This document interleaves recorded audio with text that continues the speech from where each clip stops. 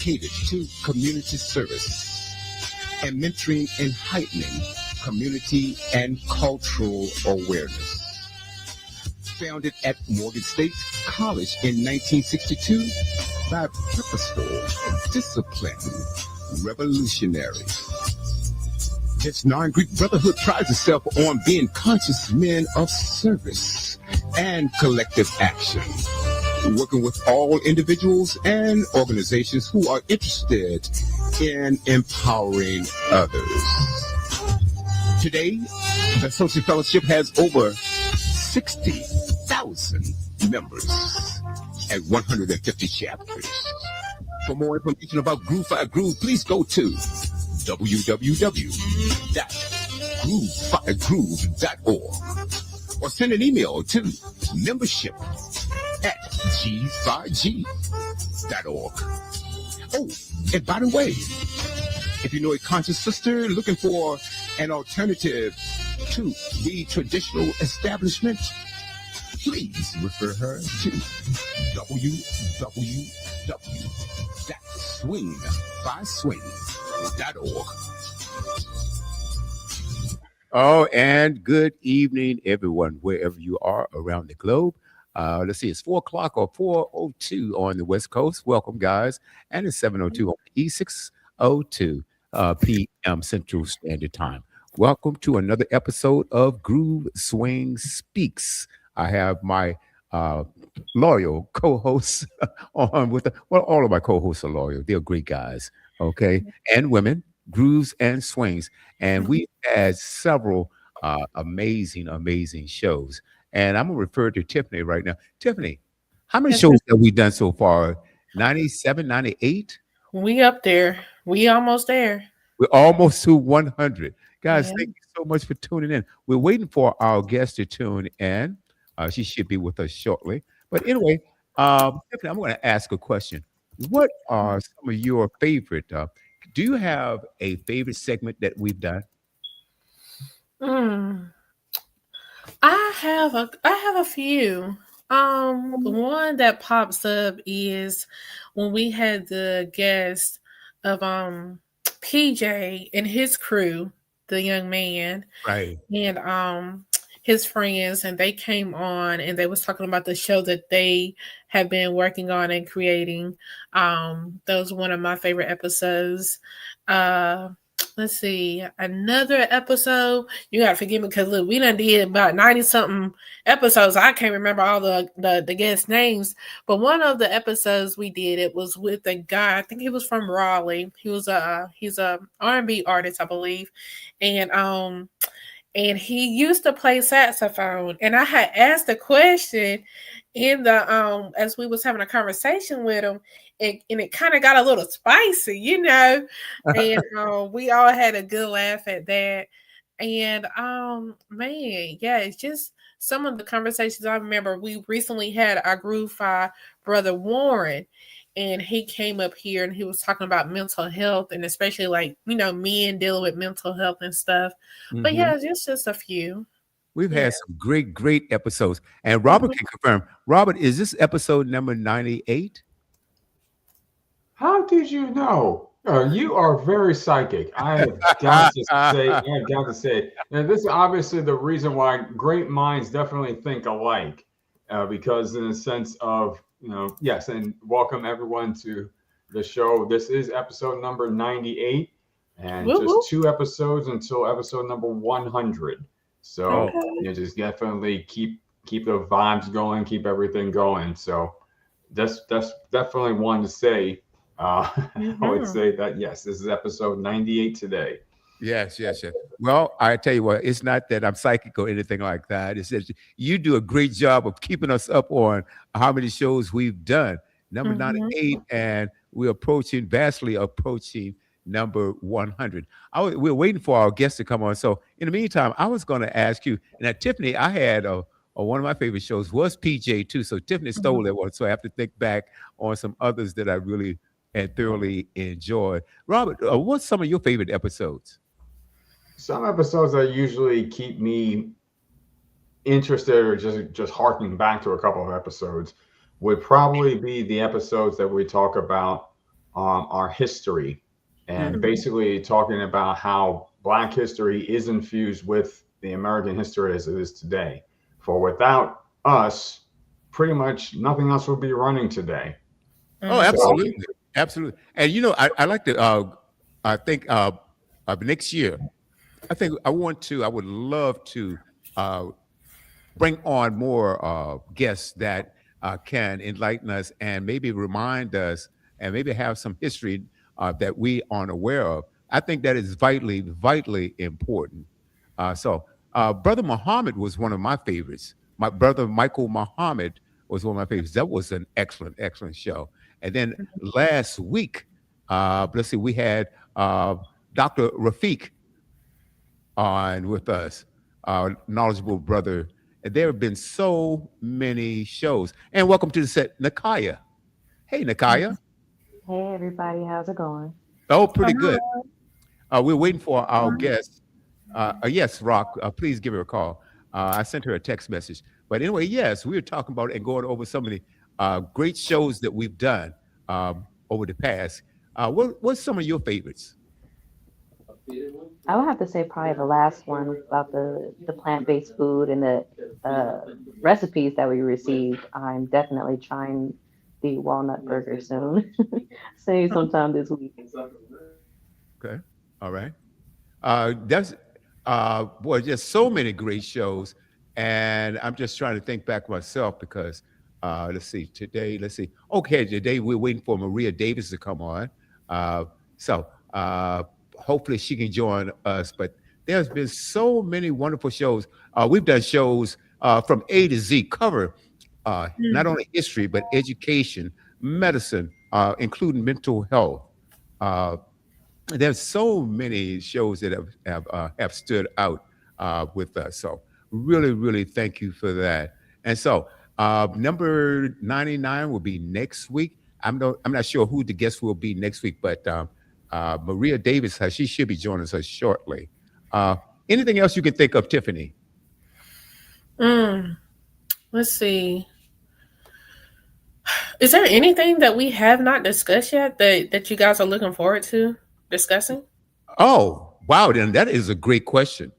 That is a great question. Now, oh boy, brother James Sparrow, James the Bird Sparrow, uh, Mhm. out of North Carolina A&T, I believe, great basketball player, and his records still stand today at the university. And we're going to do our best to get him into the Hall of Fame there. He should definitely be there. Brother James Sparrow has been on. Brother Everett Silver, remember him, the Oh artist, yeah. musician. He's been on. Hmm. We've had Dr. Rowe in the very early months that we started this program. Oh Dr. Rowe yeah. was on. She's a swing Yes. sister of ours. So Hmm. just amazing shows. Hmm. And I think that what's important about what we do, because not only are we educating, but we're connecting the dots around the country and throughout the world Hmm. with grooves and swings coming together. Hmm. Because I may not know what's going on in Northern Virginia or in New York or in Chicago or Atlanta. Okay. Hmm. And the brothers out on the West Coast may not know what's going on, but this program provides a bridge. Right. We can learn from one another. It's Hmm. something else that I want to do as well, and that is to talk more about mental health coming up. I want to cover history, Black history especially, uh, and mental health. I want to go over shows. So some of those shows have been absolutely magnificent. We've also talked about nutrition on this program. So it's just been yeah. so many great things. Now you said coming up, what would you guys like to have, or who would you like to have, or what subject or topic would you like to cover? Because I know Well, our illustrious program director, she's listening, and I think she's booked all the way up to April. Yes. Amazing, amazing job. absolutely. I would definitely like to see. I'd like to see episodes, especially with mental health, especially now that we are in the holiday season right now, and for for some people, this is really a difficult time for them, especially if, say, for instance, if they're going through issues at home, if they're having a loss of someone that they used to have over the holidays, not there anymore. Basically, the stress and strain. So anything about mental health and also being able to cope throughout the holidays would definitely be worthwhile, I would say. Oh, absolutely. I think that is especially important. And if you notice, and throughout the holiday season, especially around Christmas, there's a lot of smiles and people are having a good time looking forward to the holiday season. But on the other hand, you have some people that have lost a loved one. Uh, Mhm. and so that's really, really tragic. So I don't know what it is about the holidays, but maybe it brings on stress in so many ways. It brings on Mhm. stress. And so, of course, there was an old saying that pressure can bust a pipe. You Yeah. know, a lot of people are going through a lot of pressure, whether it is one with Mhm. their health or whether it's the finances or things like that. Something else we have done early on, I think we did a show on finance as well, didn't we? Yes, we did. Okay. We're going to cover some of that throughout the week, the next year coming up in 2026. And like I said, we covered the gambit. I'm trying to think of everything that we've done, so many people we've talked to, uh, and gotten to know brothers and sisters around the Mhm. globe. Yep, yep, yep. Yeah, Kim Rogers, she's one of our favorite listeners. She tunes into everything. We guys, thank you so much for tuning in. It Mhm. means the world to us. And if you like our content, we're on YouTube, LinkedIn, Facebook, and please leave a comment. It goes a long way and it means a lot to us. Nikaya, what has this program meant to you?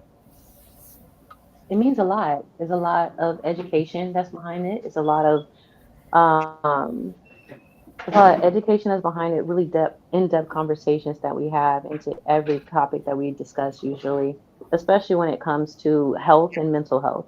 So Hmm. I really enjoy those because we always are learning something new. Hmm. Absolutely. Robert? I would definitely say the show has been at times a stress reliever Mhm. because Oh, that's interesting. throughout the sometimes throughout the week, when everything is going on, sometimes people you just want to get in front of the going in front of the camera. You want to be able to be tuned into the show because this will definitely sometimes will take it ease off a little bit and just maybe to learn something new. And it's also good for your kids as well.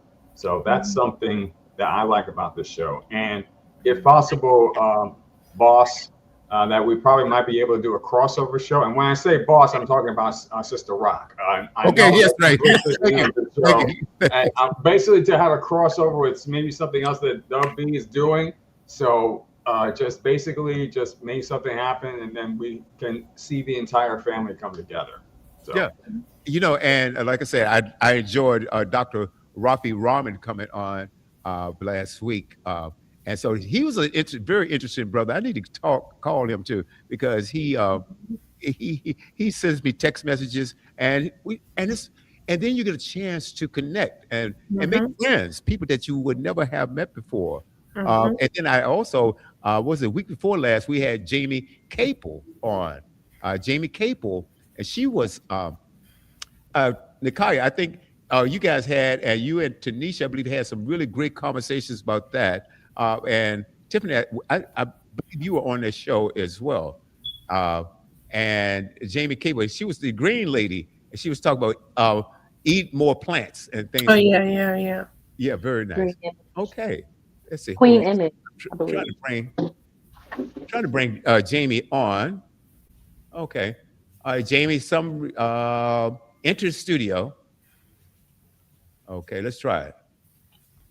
Okay, I see her there, but it's not connecting. Okay, Jamie, I'm going to ask. Oh, there you are. I don't know There- what happened. okay, how Sorry you about doing, that. Maria? Maria, how are you? Just found out a family member just passed away Oh just a no. couple of minutes ago. That's Oh no. like two family members. My dear friend, Tyrone Williams. We called him Fly Ty. He was the owner of Cold Chilling Records. He passed last week. Oh boy. Very dear friend of mine. Was responsible for Big Daddy Kane, Roxanne Shante, Mr. Magic, Mhm. Cool G Rap. He was partners with Russell Simmons. And then my sister today. She's not like a blood sister, but she's a blood sister. Hey, And they've been trying to call me to tell me, and they was calling me on my wrong phone. oh boy. You know, we were just talking about that. Like this holiday season, you know, there's a lot of cheer in the air, but a lot of times tragic things happen. And for various reasons, it could be stress. The holiday season also brings on a lot of stress, right? Yeah. Things of that nature. And also, we're going to get into this a little bit more, but I would like to give you a proper introduction. And Tiffany, would you do the honors? I sure will. All right, Miss Maria Davis, music industry insider. Maria A. Davis was born in Cincinnati, Ohio, and moved to New York City at the age of 2. She grew up in the South Bronx before moving to Harlem, where she currently resides. She graduated from William H. Taft High School in 1976. She received a bachelor's degree in communications from the College of New Rochelle, 2012. Maria was diagnosed with HIV in 1995 after unknowingly contracting the virus from her fiance. In 2006, she founded Can't Be Silenced Incorporated, a 501c3 not-for-profit organization to raise funds, provide services to those impacted by the epidemic. She has dedicated her life to educating women, men, and children about HIV and AIDS. Maria is currently a spokesperson and community coordinator for the National Black Leadership Commission on Health and Choose Healthy Life and Iris House. Maria served on New York City Mayor's HIV and AIDS Services Administration Advisory Board from 2016 through 2024.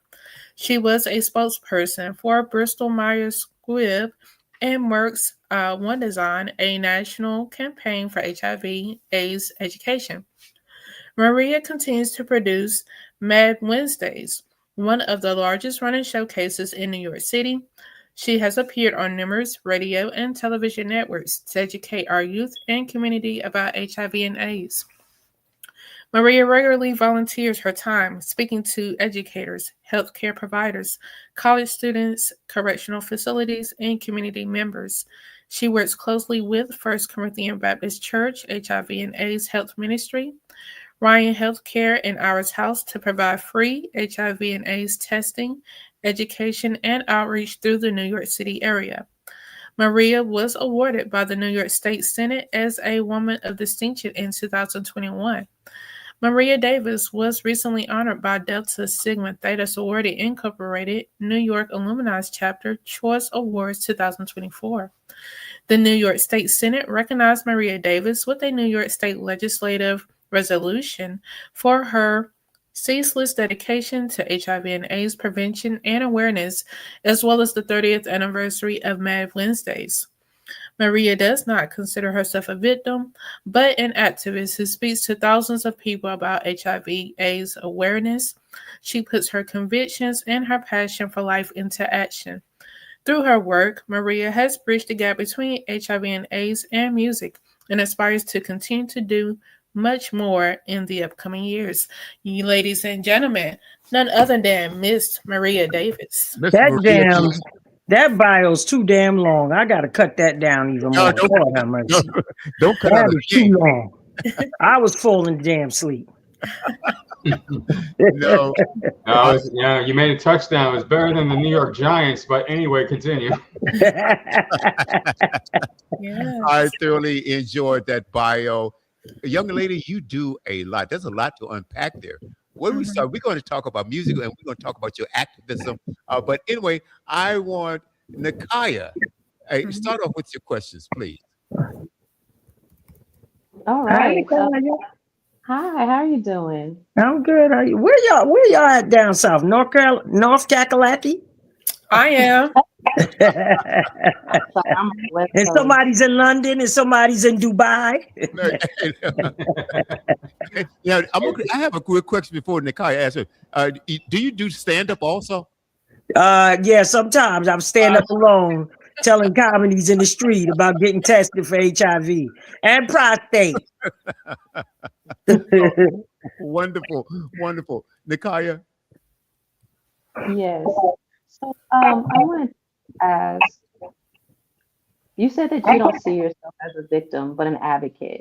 At what moment in your journey did that force a shift in your identity? That's a good question. I guess I always was somebody that wanted to help people, but I struggled through my childhood. Even though people didn't know it, I knew how to mask it well with self-esteem.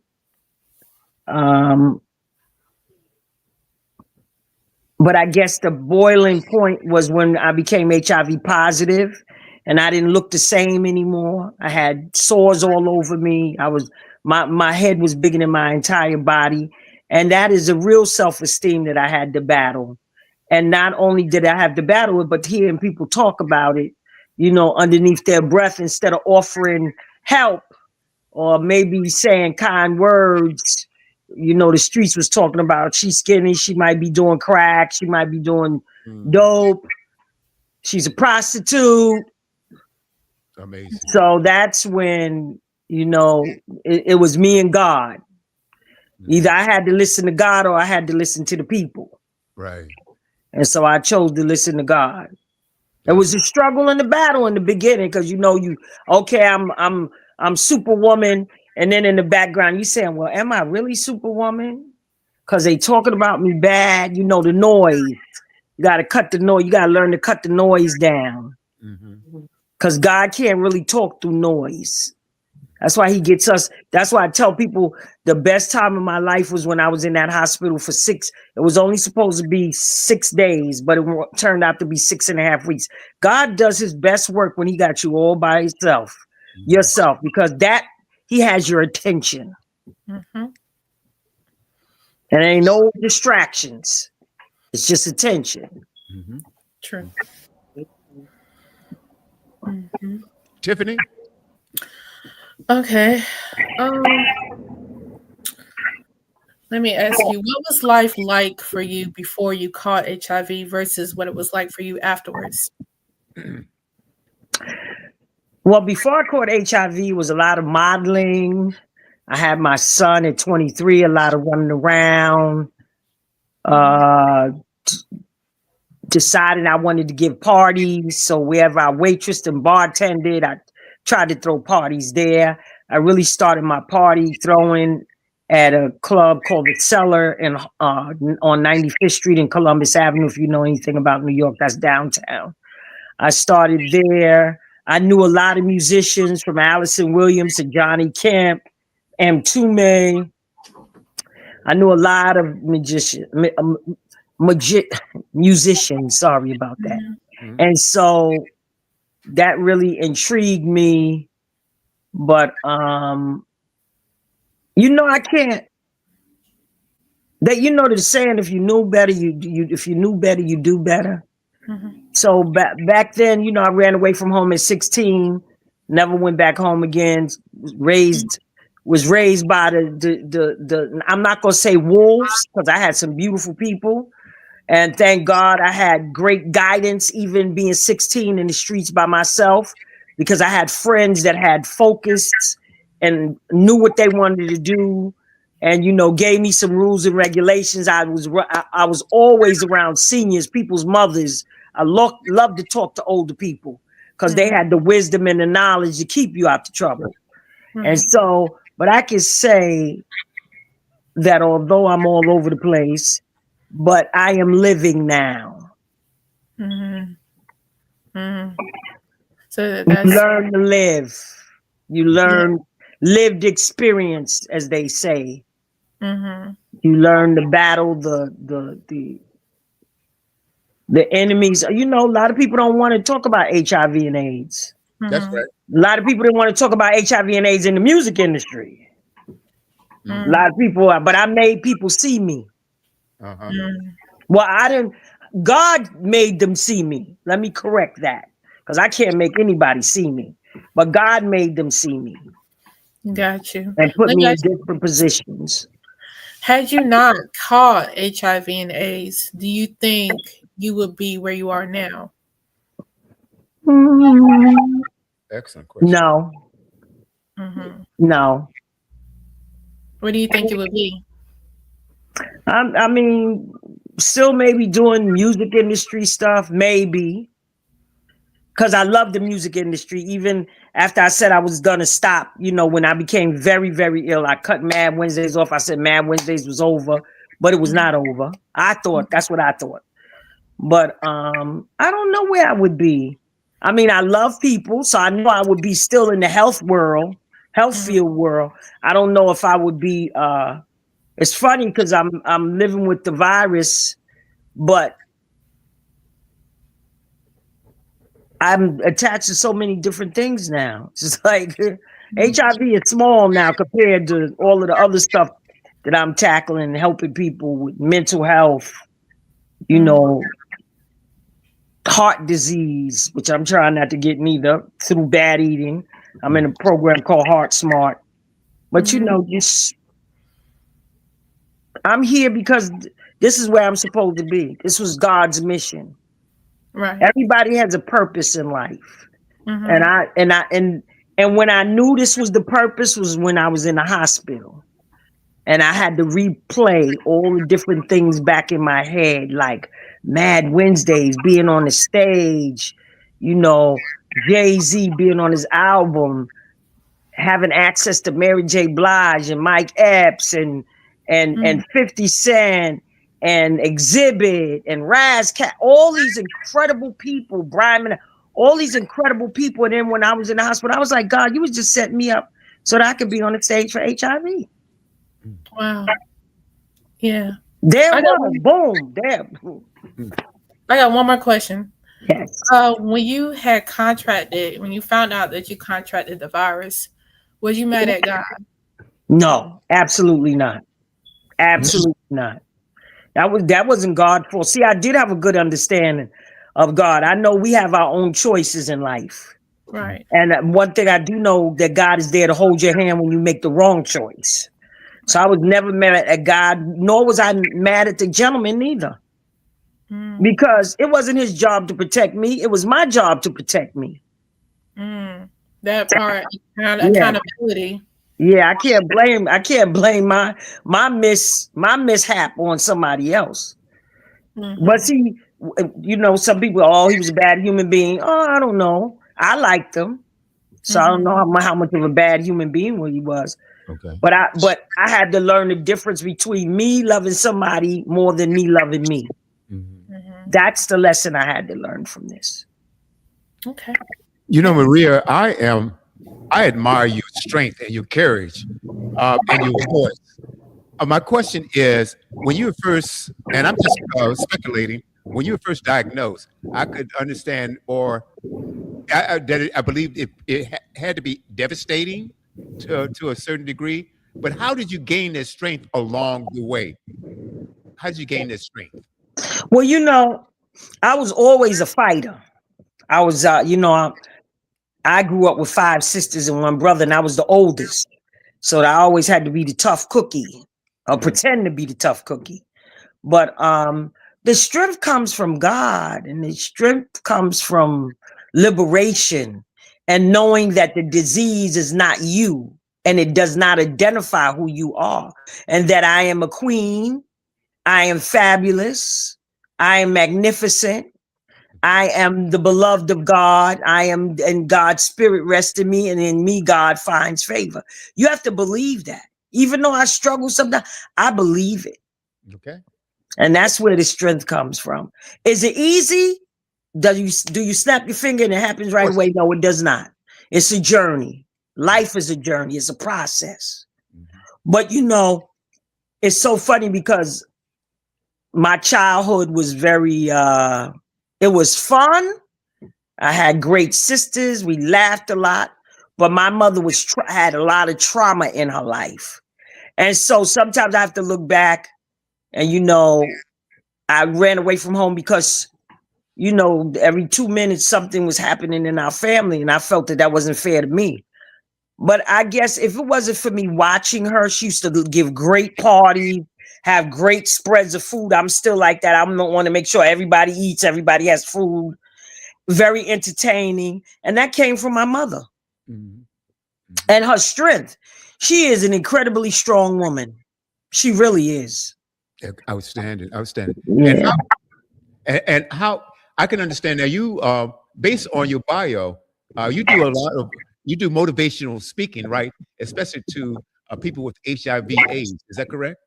Everywhere, not only the people with HIV. I just came up from we had the ETE ending the epidemic. I thought it was just going to be a workshop. It was about 700 people, and me and two other gentlemen that was HIV positive. We talked about aging in HIV. People didn't want to talk about that because you know, when I first was diagnosed, I was 35. That's pretty old compared to some of the young people that were born with it.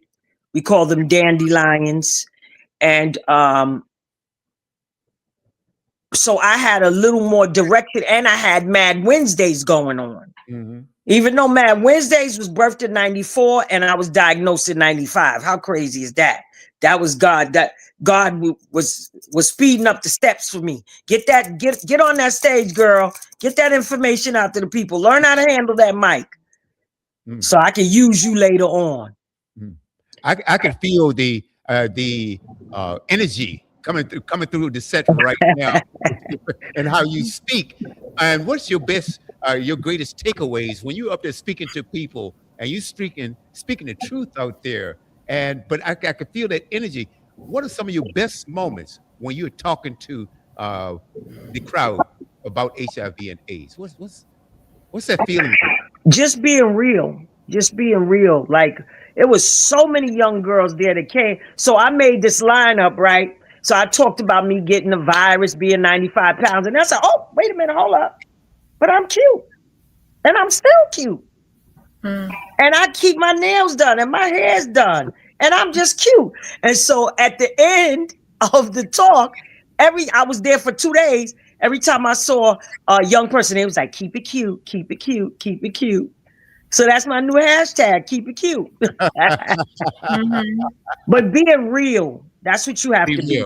You have to be real with people. Like someone asked me, they asked me a question, how do you take care of yourself? I was like, I don't. I need to work on me taking care of myself too. So I ain't gonna lie to you. Why would I lie to you to tell you I'm taking care? I'm this like guru, woosah. I get up in the morning and I meditate. I try with one eye open.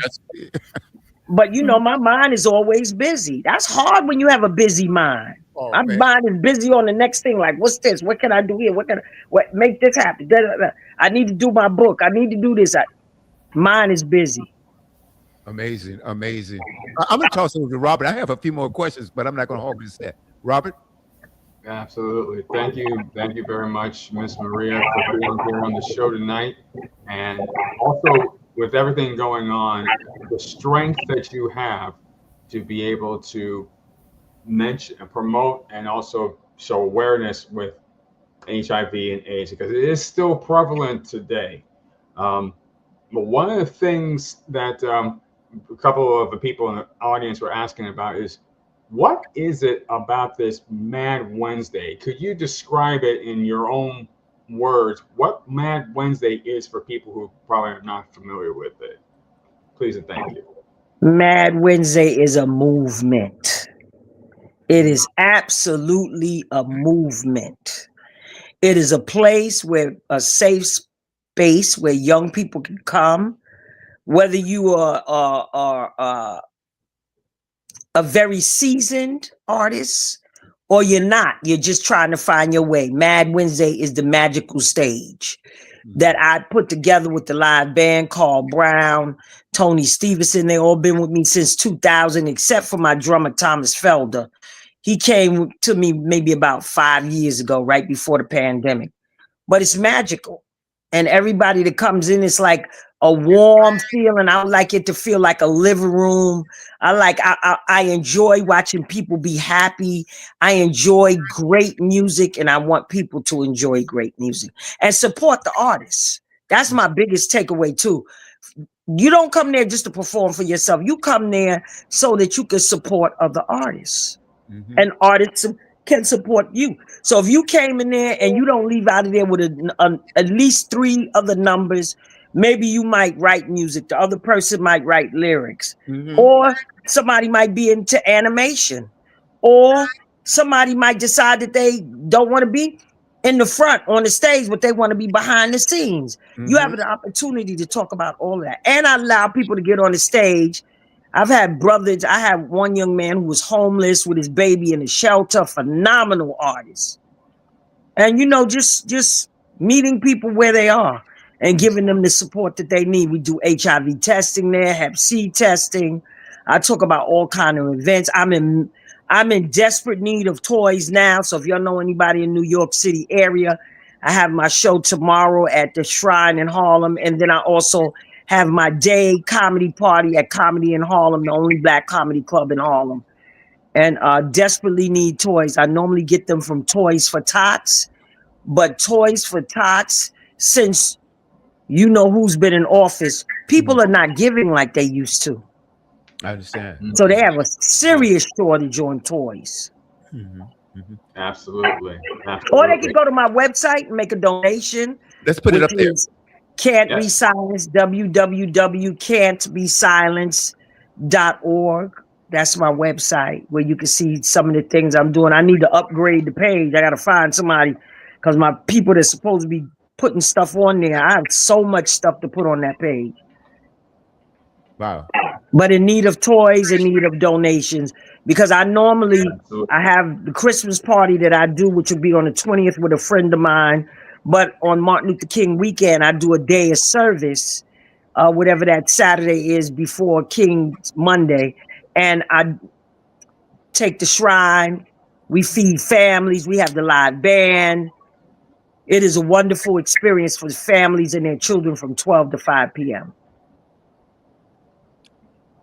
Okay. All right, we're going to. Yes. And if anybody. Robert. www. Yeah, I'm about to put that information. Okay. Let's put it in the main chat. Yep. Okay, there you are, right there. www.can'tbesilenced.org. And if anybody's going to be in the New York City area, if you hear this, tomorrow it's going to be, the Shrine is 2020-71 Adam Clayton Powell Jr. Boulevard.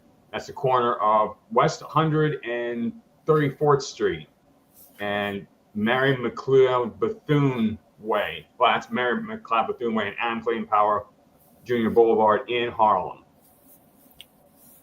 Okay. All right, she's silenced. Yes. Maria, you were about to say?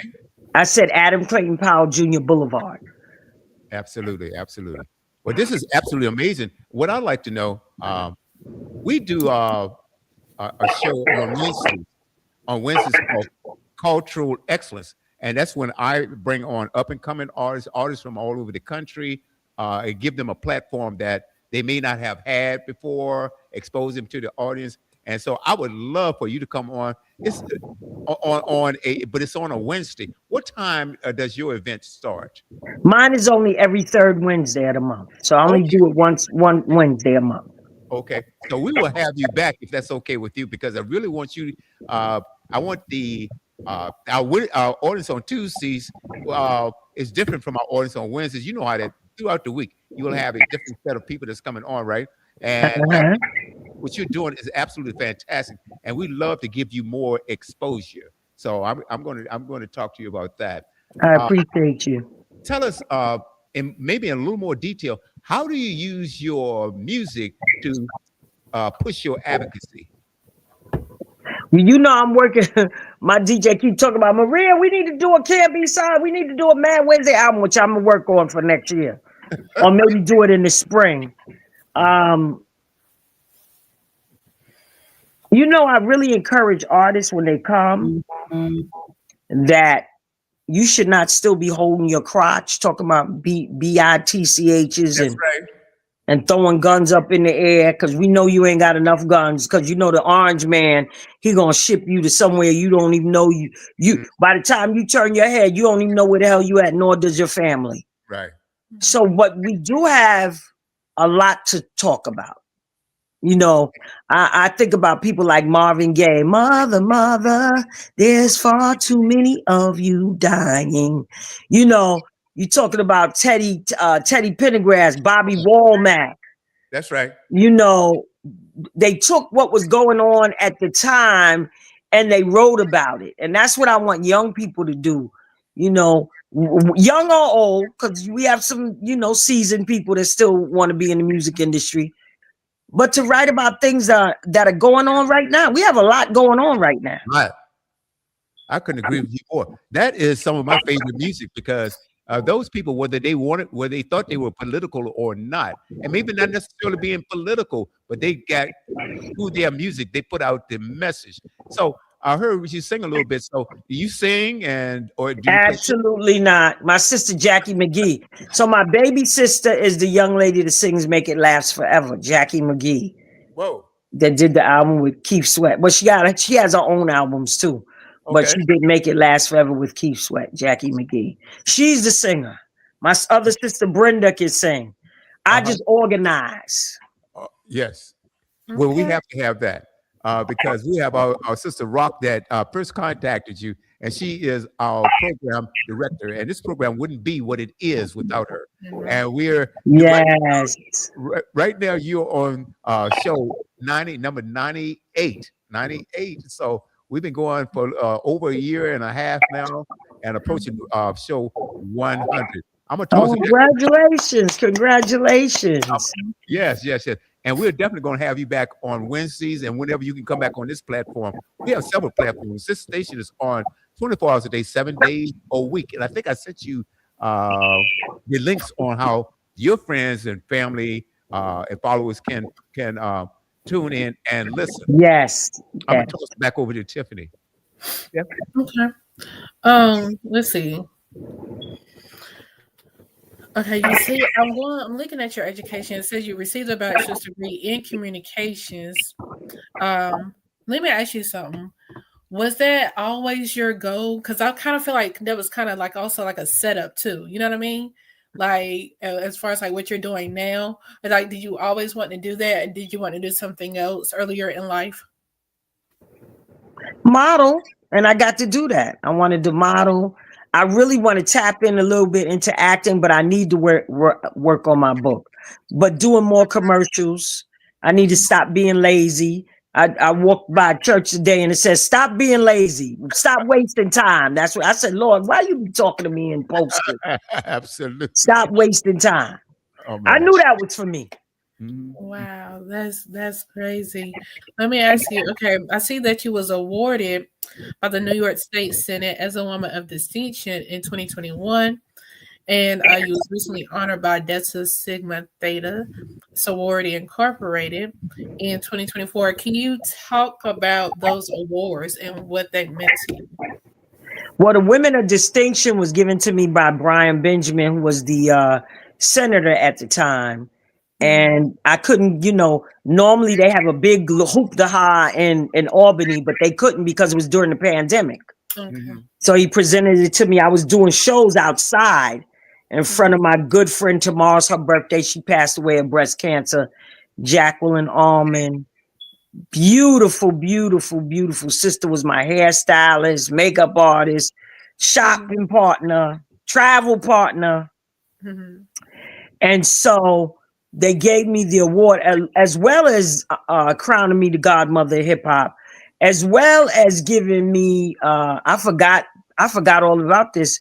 They made September 18th in 2021 Maria Davis Day.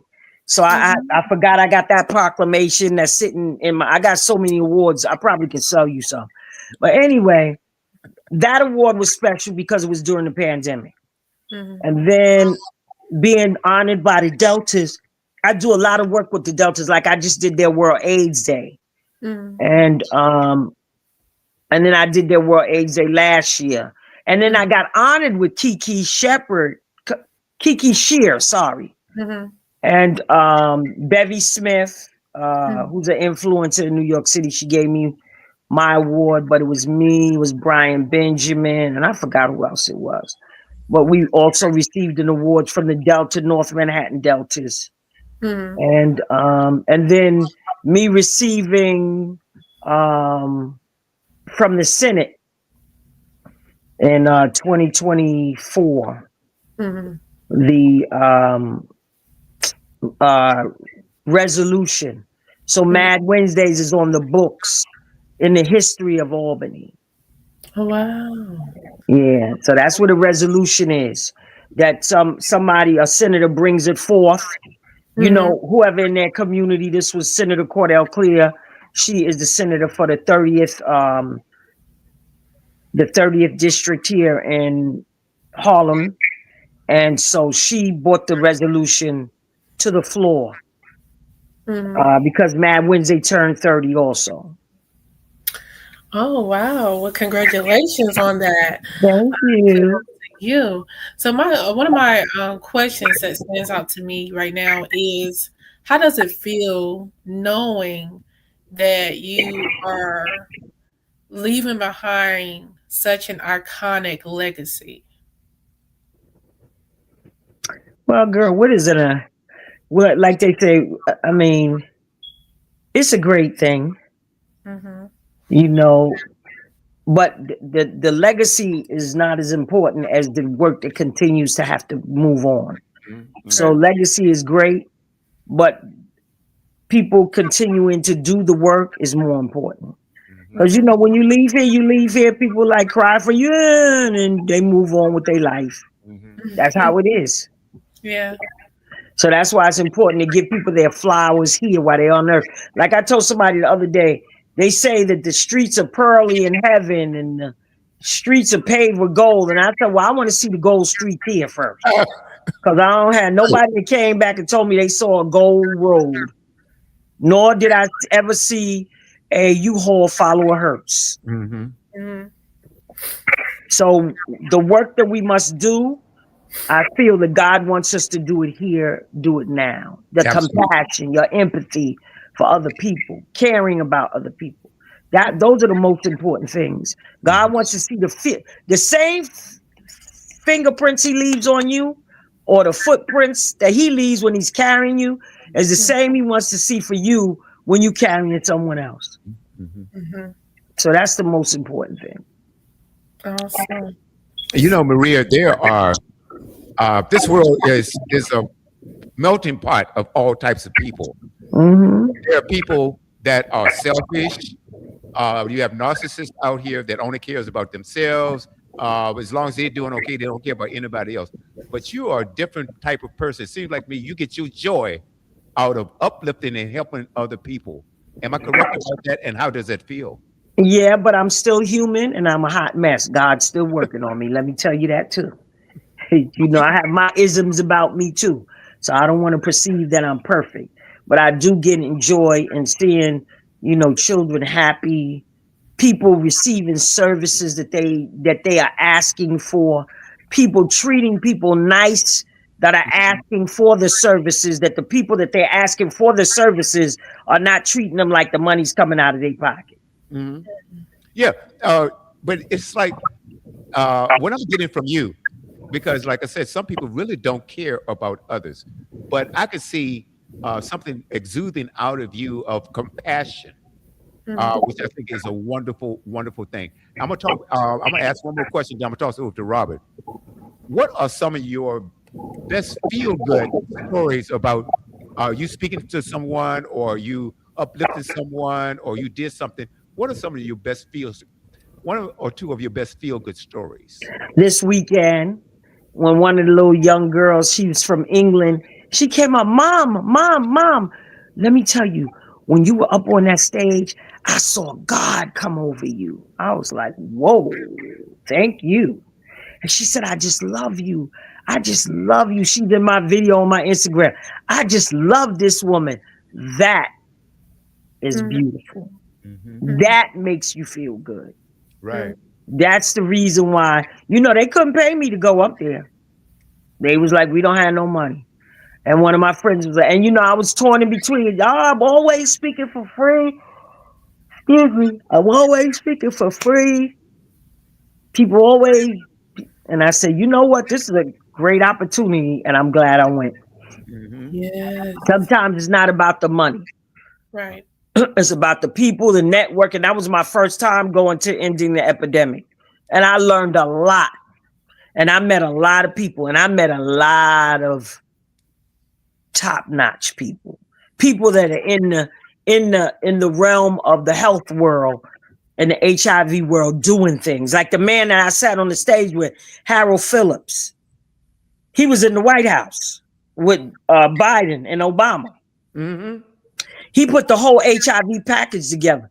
And he said, and he shared on the stage with us how he was so depressed. All he was doing was going down in his basement, binging on Netflix movies with his 2 cats. And he said his therapist said to him, listen, it's okay to go down there for a day or 2, but you can't stay down there. Can't stay You there. gotta come up and take that depression you have and turn it into passion. Mhm. Mm. Cause ain't nobody gaining nothing with you in the basement. Right. And he had some great policy. I was glad that I was able to hook up, and I have his phone number. I said, I hope you don't get tired of me. And he was sitting up there talking about, his 3 nephews came over and they were 20 years old and they had him at a party to 2, 3 in the morning. He was like, oh my God, I go to bed at 8. I don't know where they get the energy. And then I was like, well, I help you get the energy back. And the whole audience bust out laughing. They was like, you gotta make fun of it, because it was serious up there. Mhm. Right. And I listen to the most important thing about whether you do podcasts, you do radio, you speaking, you have to know your audience. When I Right. come in any room I come in, I search the room. Mhm. I feel the room, the temperature of the room.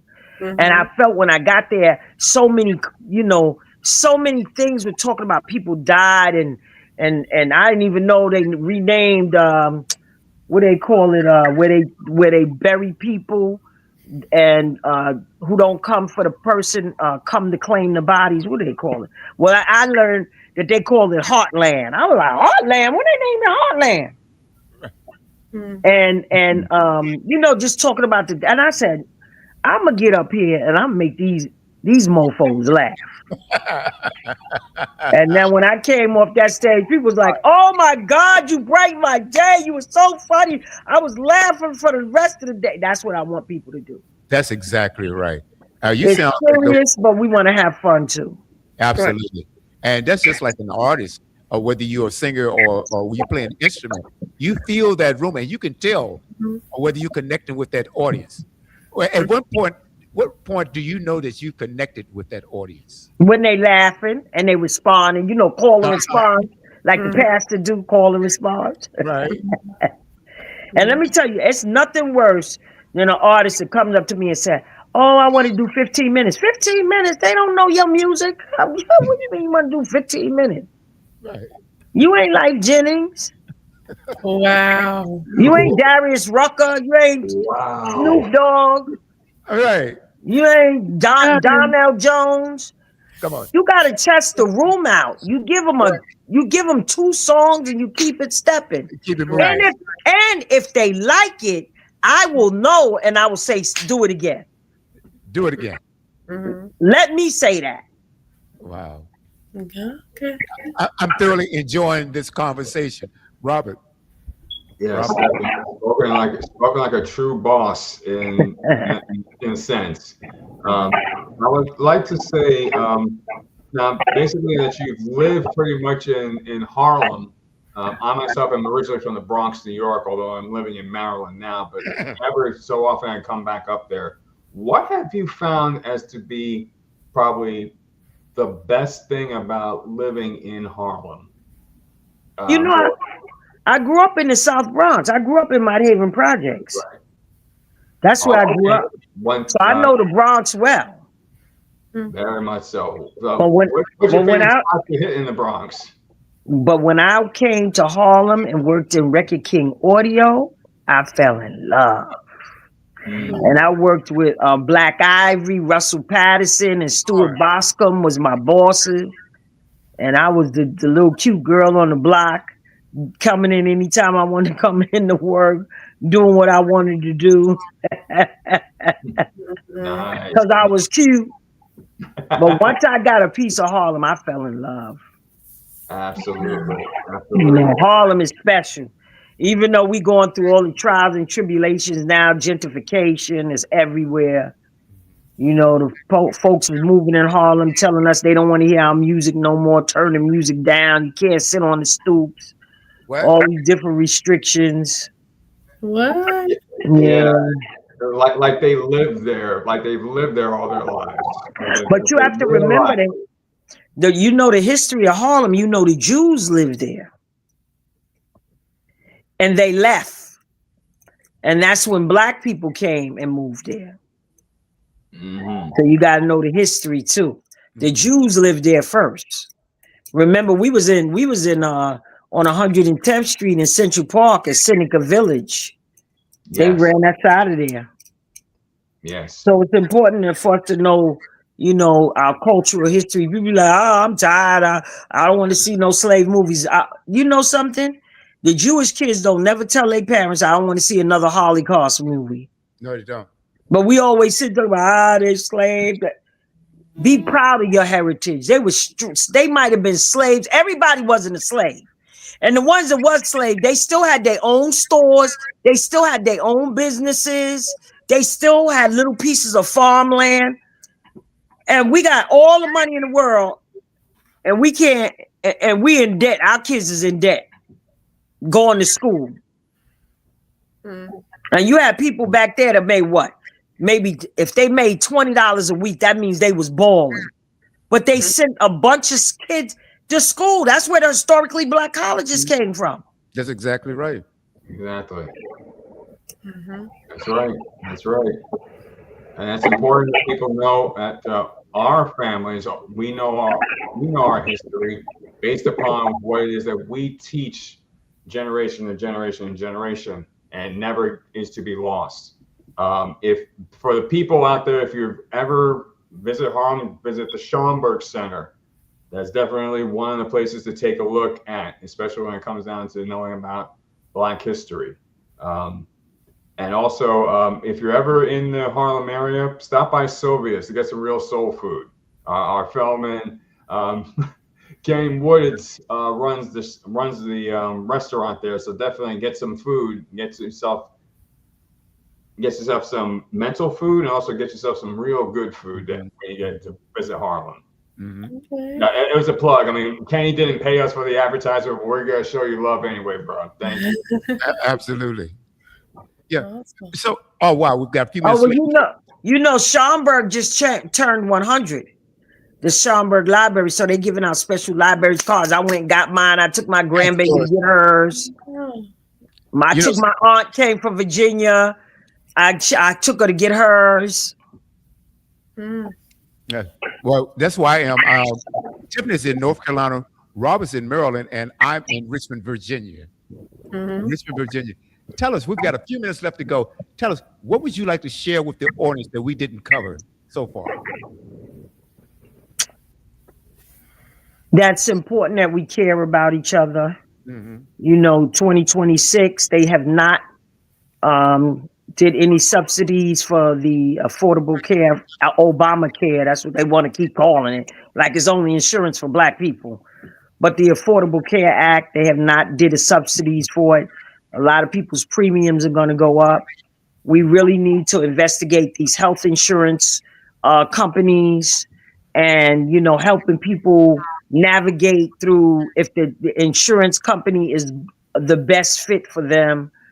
You know, learning as much as you can, getting resources for yourself and sharing it with other people, because we are our brother and our sister's keeper. And if I'm not doing well, then you're not doing well. I can't just want to do well, me and my family, and I don't care about my next door neighbor and my children that live in my community. We all have to care about each other. And that's very important. And we have to stop being consumers and learn how to be producers. That's right. Because I listened to this man named Brian Hope. I think I'm saying his name right. He says 72% of the luxury products that are sold in America are sold to poor people. That's poor right. Black people. So we buy all of these luxury items and we support people that don't support us. That's why the Arabs are opening up delis in our community. The Chinese are opening up the Chinese restaurants. The Chinese got the hair care stores, and the Indians got the hair care stores, and they owning the Popeye, and they owning all of these disgusting foods that's killing us. They own it in our community, but they don't eat that food. It's absolutely incredible. Absolutely. So we got to start thinking smarter. We do. And how longevity, how you want to live if you are 30 or you 20, how do you want to live to get 30? How do you want to live to get 40? Do you want to enjoy your health or do you want to be sickly? And we can change a lot of things if we just change the way we eat. Is it easy? No, it's not. Nothing's easy. Mm-hmm. Nothing in life is easy, Mm-hmm. but it's doable and it's worth it because Right. you're worth it. Right. Everyone in this room, in this space is worth it. Mm-hmm. That's why I love what we do, Maria, and that is to connect the dots, educate one another, uplift one another, motivate one another, and we'll get there. This has been an absolute pleasure. Tiffany, any last thoughts or any last words or question for Maria?